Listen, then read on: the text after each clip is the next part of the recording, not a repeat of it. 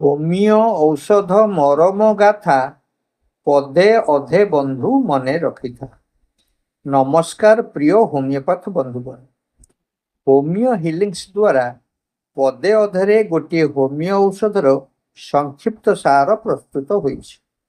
ସମ୍ପୂର୍ଣ୍ଣ ନହେଲେ ବି ଔଷଧଟିର ସାରମର୍ମ ଏଥିରେ ସୂଚିତ ହୋଇଛି। ଏହି ଶୃଙ୍ଖଳାରେ ଆଜି ଆମେ ଜାଣିବା ମେଡୋରିନମ୍ ସମ୍ପର୍କରେ। ଗନୋରିଆ ରୋଗ କୁଚିକିତ୍ସା ଫଳେ ସାଇକୋଟିକ ଦୋଷ ବିଧି ରୋଗ କଥା ଯେବେ ମନକୁ ଆସଇ ସବୁ କଷ୍ଟ ହୁଏ ବୃଦ୍ଧି।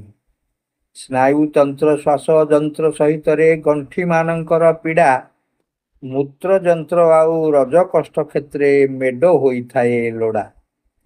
ନରମ ମଳ ବି ବାହାର ନ ହୁଏ ପଛକୁ ନହେଲେ ବାଙ୍କି, ପେଟେଇ ଶୋଇଲେ ଶ୍ୱାସକଷ୍ଟ ହ୍ରାସ କ୍ୟାନ୍ସର ରୋଗର ସାକ୍ଷୀ।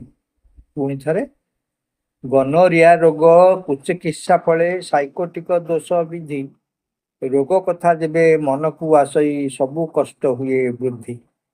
ସ୍ନାୟୁତନ୍ତ୍ର ଶ୍ୱାସ ଯନ୍ତ୍ର ସହିତରେ ଗଣ୍ଠିମାନଙ୍କର ପୀଡ଼ା, ମୂତ୍ରଯନ୍ତ୍ର ଆଉ ରଜକଷ୍ଟ କ୍ଷେତ୍ରେ ମେଡ଼ ହୋଇଥାଏ ଲୋଡ଼ା।